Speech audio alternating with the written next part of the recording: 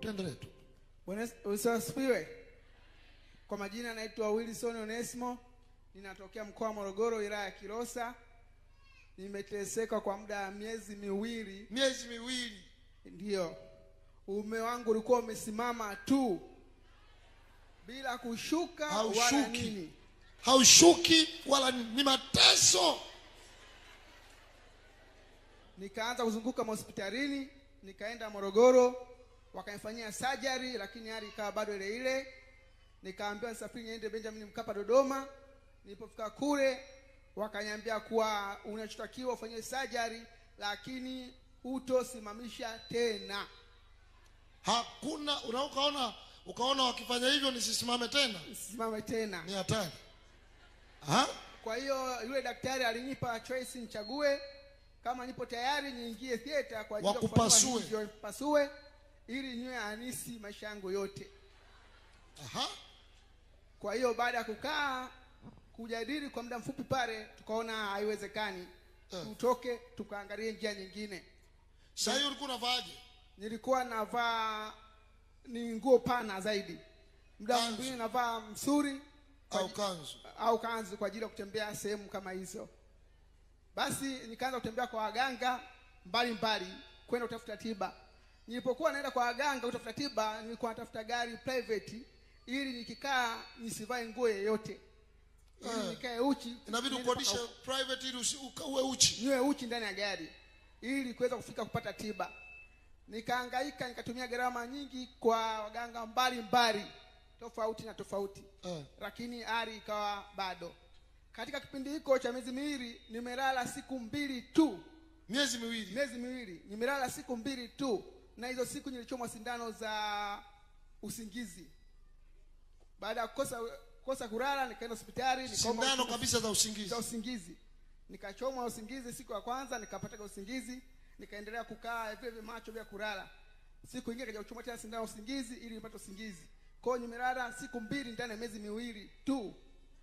Ni maumivu ni makali sijawahi kuona. Kuanzia mchana ni maumivu, usiku maumivu, nikikaa ni muda kulia tu. Bahati nzuri kuna mko wangu yupo anasoma Kuku Glory, alikuwa ananiita kila muda njoo kwa mtume Mwamposa, anakuambia kila wakati. Lakini nafsi yangu ilikuwa nzito sana kuja. Kila nitaka niambie nije najikuta navutwa tena na nguvu za waganga kwenda kwa waganga zaidi. Basi nikaendelea kuteseka hivyo. Juzi nikawasiliana na shangazi yangu Mama Adani ambaye yuko hapa. Ndio. Akaniambia hebu njoo nyanyuka uje upate uponyaji. Kwa nini unateseka hivyo kwa muda wote? Basi jana nikaanza safari kutoka Kilosa kuja hapa. Nikafika salama. Leo hii nimekutana na mtumishi wa Mungu, amenyekea mkono na kuniombea nikawa mzima kabisa. Pigia Yesu makofi. Ulikuwa unaweza kukaa kama ulivyokaa pale na ulivyosimama hapo na jinsi? Hapana, hata kipindi siwezi jinsi kukaa ndani dakika hata bila jinsi. Kukaa hivyo ulikuwa uwezi. Nilikuwa siwezi. Lazima ninyanyuke kidogo au nichuchumae kidogo. Nikichuchumaa nahisi inanivuta chini. Nikisimama nahisi maumivu pia yananivuta zaidi kwenda mbele. Kwa hiyo nilikuwa ni muda wote nakaa labda nikalie angalau kwenye na nikalio moja kidogo ndo naweza kasikia vizuri, lakini ni maumivu ambayo yanavuta miezi miwili. Watu wako ambao wanaitwa watesaji. There are people who are afflictors. Nimekuja kuharibu kila watesaji waliotesa maisha. To destroy every person who is. Kwa jina. In the name of Jesus. Ni rahisi kusikia limemtokea mtu. It is very easy to hear when somebody Kwa hiyo Mungu amekuponya, umeamua kuja kumshuhudia. Nimeamua kuja kumshuhudia kabla sijaondoka. Amen. Niseme kabisa Mungu yupo. Mungu yupo anaponya. Amen. Nimemwona Mungu kwa macho yangu leo. Umemuona Mungu? Nimemwona Mungu kaniponya leo kwa macho yangu, nimeona Mungu kaniponya. Amen.